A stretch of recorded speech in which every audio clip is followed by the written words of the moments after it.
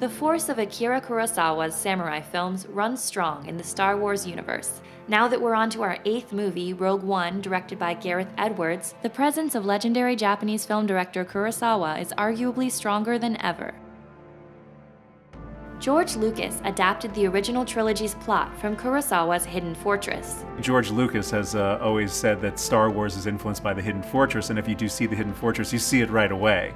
You see the characters, how they are drawn from the Hidden Fortress. But I think also the thing that Lucas takes from Kurosawa is that combination of epic and intimate. We get to know each character and how well developed they are, and that's something Kurosawa always did.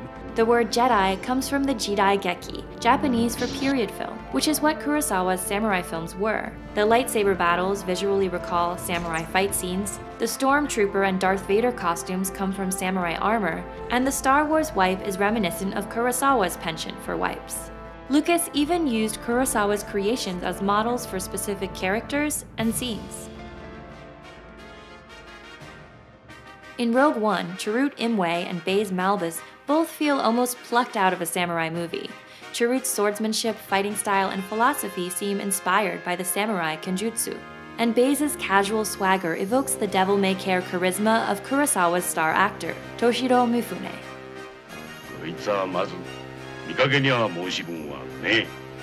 The powerful deaths of these two characters underline what the Force is. The Force is with me, and I fear nothing. It's a faith. It's a closeness to the will of the universe, and it feels a lot like the Samurai Code, or Bushido. Lucas has said what fascinated him most about Hidden Fortress was that it was told from the perspective of the two lowest characters. In Fortress, that's two peasants. In Star Wars, Lucas gave us C-3PO and R2-D2. In Rogue One, we see the perspective of low individuals expanded to that of a low collective, the Rebel Alliance as a group. Both Kurosawa and Star Wars build stories on individuals fighting to be moral within a corrupt system. He often uses epic themes, and he explores moral dilemmas, especially how to be a moral person in a corrupt world, a question that had political relevance for him.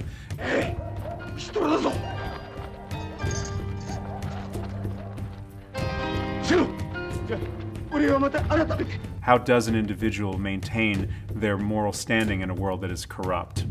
Especially in a society where he saw the corruption to be institutionalized. One of his distinctive themes is the notion of how to be a good human being in a world that discourages that. Rogue One sends a strong message that a civilization is only as great as the way it treats its most vulnerable citizen.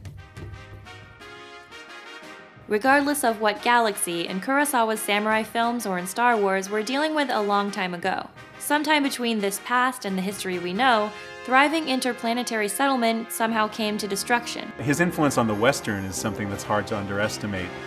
In fact, the term for his films is Easterns, and they're sort of about the same topic, which is this kind of imaginary version of the past and its influence on the present. In the reimagined pasts of both Kurosawa and Star Wars, we grasp that society doesn't always progress. Sometimes it goes backwards or self-destructs, but we might learn something from both visions to make the best of our own present. In Rogue One, Jin's cause feels directed at us today. This is your chance to make a real difference. Urging us to care for the people across our globe who are suffering at the hands of abusive power. The ending of Rogue One is different from other Star Wars movies in a big way. Everybody dies. Like Samurai, the characters willingly embrace honorable deaths in the service of a cause much greater than any individual.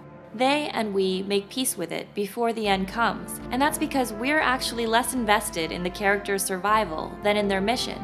We urgently care about the Death Star plans, which represent the last hope of the rebellion's cause for human rights and freedom. Rogue One accomplishes a happy ending even though all the good guys die, because, as they keep saying, hope is alive.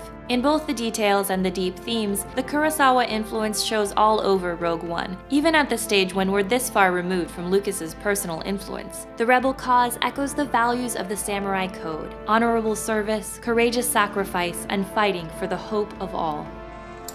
For more, subscribe to our channel.